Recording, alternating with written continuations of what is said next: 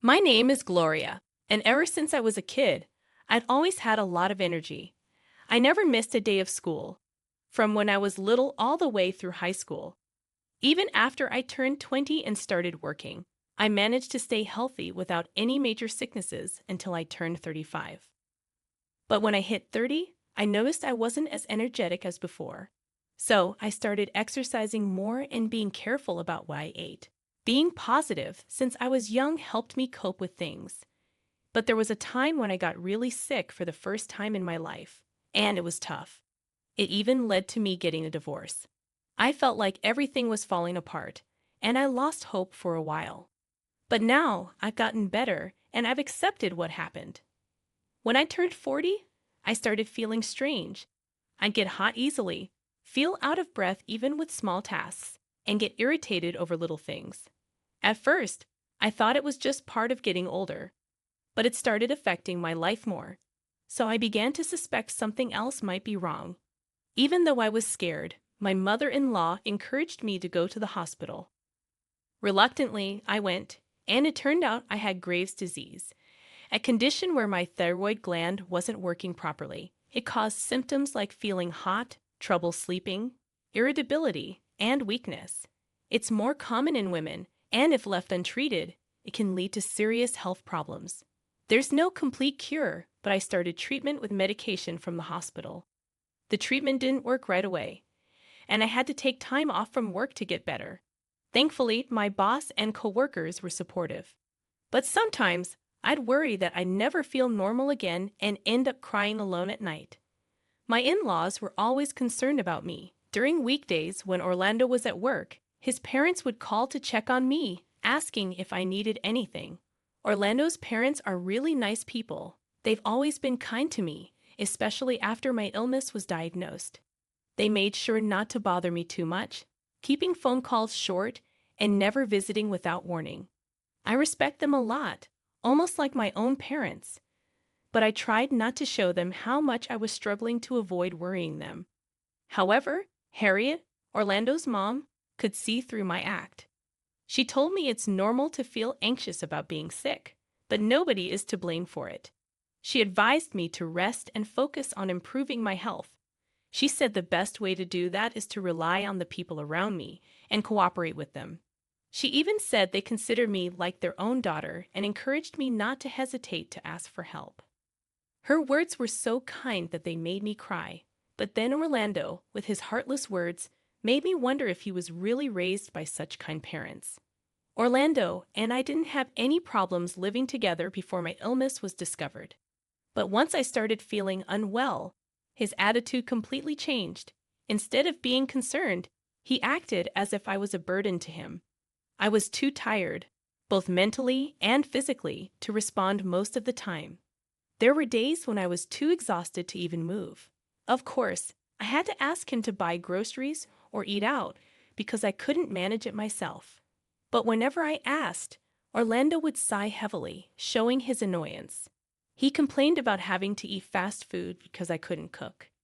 It seemed like his way of making things difficult for me, knowing I was too sick to cook. He often brought fried chicken, insisting that I needed to eat to regain my strength.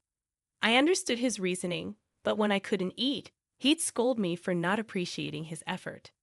If I couldn't keep up with the housework and there was dust, he'd yell at me for the dirty floors. And when I was well enough to cook and he tasted the food, he'd complain that it tasted different from usual, questioning my cooking skills or whether I was losing my sense of taste. He'd eat the food I cooked, but then retreat to his room without saying a word. I realized something had to change. So I tried talking to Orlando about my illness and the difficulties I was facing, hoping for his support. "You're really sick. I mean, you never even had a cold before, so suddenly being ill, I gotta say, it's hard to believe," he said skeptically. "What do you mean?" I asked. "Well, it's suspicious. You were always healthy, and now you're suddenly sick. I find it hard to trust," he replied. I raised my voice, feeling shocked. How can anyone predict getting sick? Even I was shocked.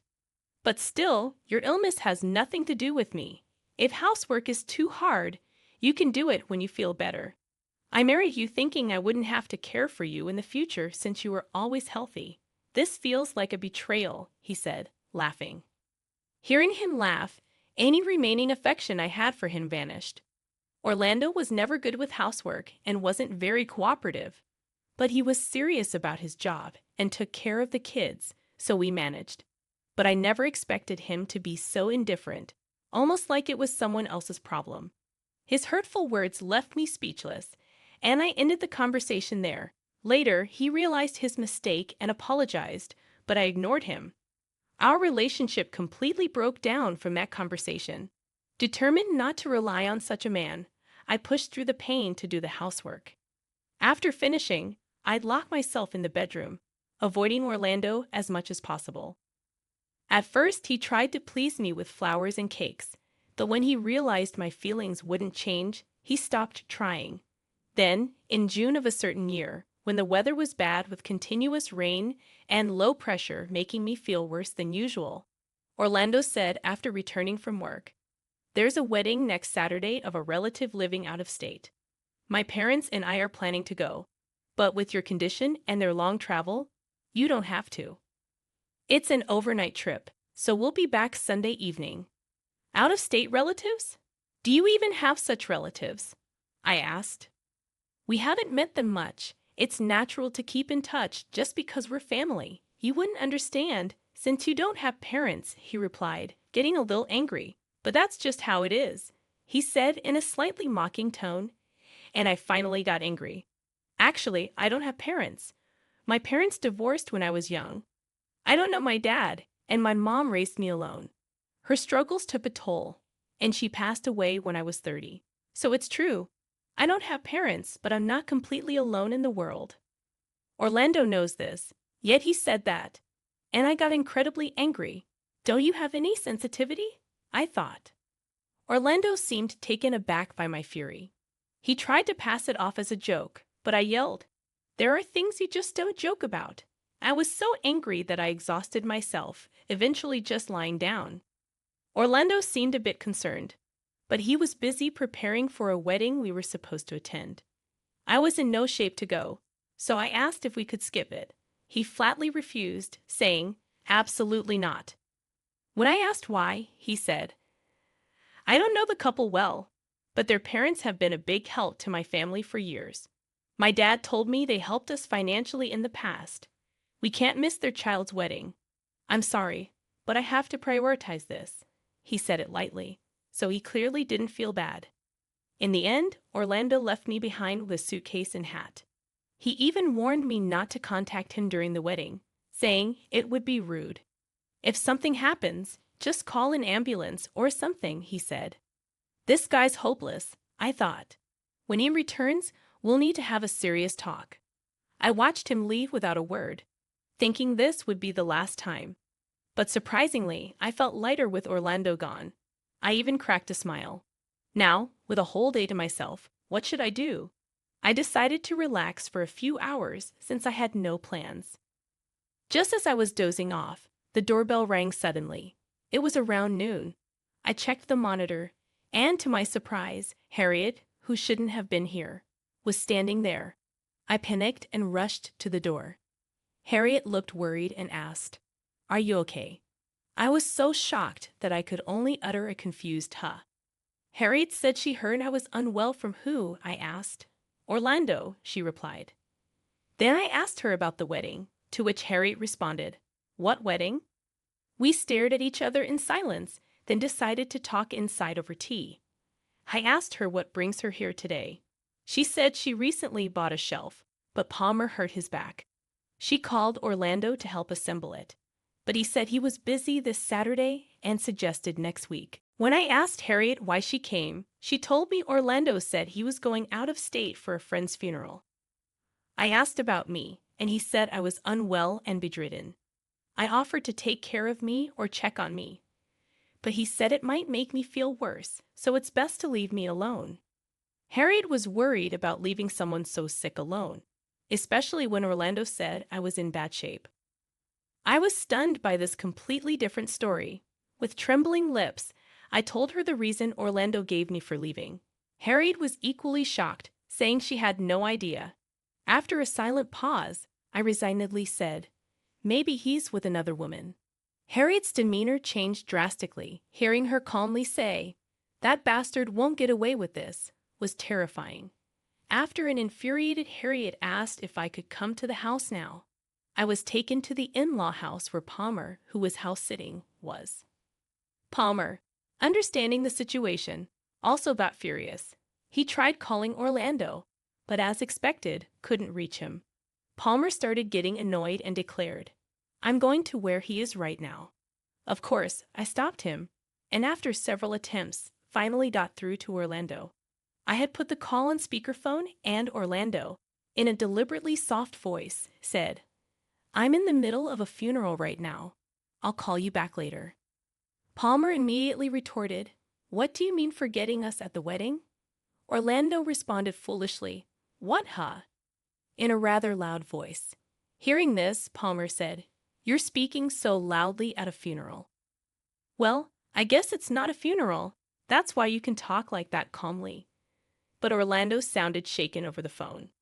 Pressing Orlando further, Palmer said, "You told Gloria it was a wedding, right? But it's strange.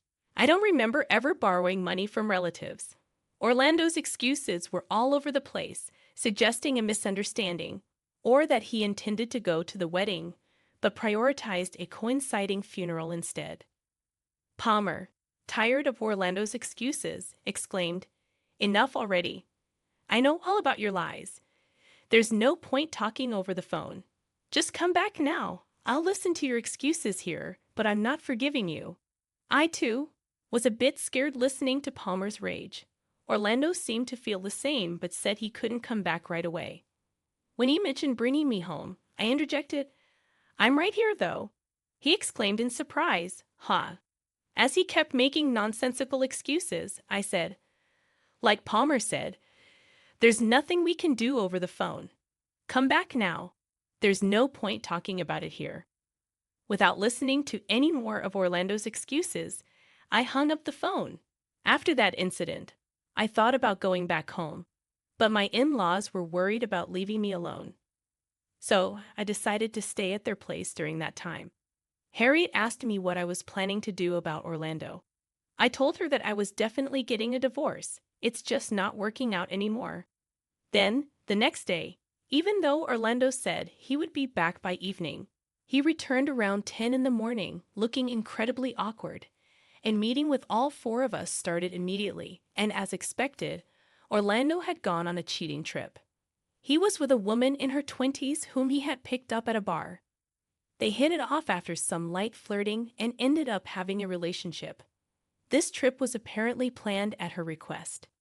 After hearing this, I asked him why he lied about something that involved his parents. He said he thought it would be troublesome if his affair was discovered while he was away, especially to his parents. Palmer, my father-in-law, was furious. He scolded Orlando, saying, "You stupid son," not just because Orlando betrayed his wife, but also because he used the excuse of someone's death and his parents for his infidelity. Orlando, who's always been unable to go against his parents, especially Palmer, kept apologizing. But Palmer told him he was apologizing to the wrong person. Orlando then hurriedly apologized to me, but such a cheap apology was not enough for forgiveness. When I said we were getting a divorce, Orlando begged me not to, promising to change his ways. However, I told him, "The way you treated and spoke to me when you learned about my illness was bad enough. But to think he would also cheat, I cannot forgive a man like that. Even if we tried to rebuild our relationship now, you might do the same or worse if you got sick. I don't want to become such a terrible person, so let's get divorced." He kept apologizing, ignoring what I said. I told him it's unforgivable, but he continued to apologize. So I got fed up, and eventually, Palmer kicked him out. After that, with the help of my parents-in-law, we started divorce proceedings with a lawyer. Surprisingly, the negotiations went smoothly and were settled without much trouble. However, the affair was only discovered by chance, and if Harry hadn't come, I would have never realized Orlando was cheating. There was almost no evidence of the affair, so the compensation from the other woman was very minimal. But receiving compensation was also a way to prove that the other party was at fault, so I accepted it, thinking it was enough to know that they were guilty. After all, who would want a man who cheats on a sick wife? Orlando was just seen as a wallet, and after everything was settled, he was dumped by his affair partner, which made me laugh. Even after divorcing Orlando, I kept in touch with my parents-in-law. Harriet visits me about twice a month at my new place, and I occasionally visit the in-laws' house. It's nice that we've kept our good relationship. Orlando was disowned by his parents and banned from their house.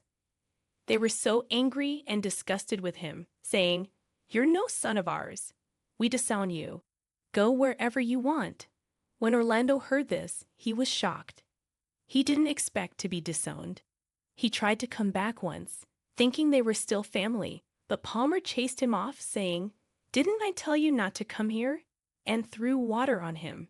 Harriet told me about it, but my parents-in-law always cared for me, so even though I was down for a while after the divorce, I got over it pretty quickly. My health has been improving since the divorce, and I'm planning to return to work soon. I still have to deal with medication and checkups for my illness, but I'll overcome it with my naturally positive attitude.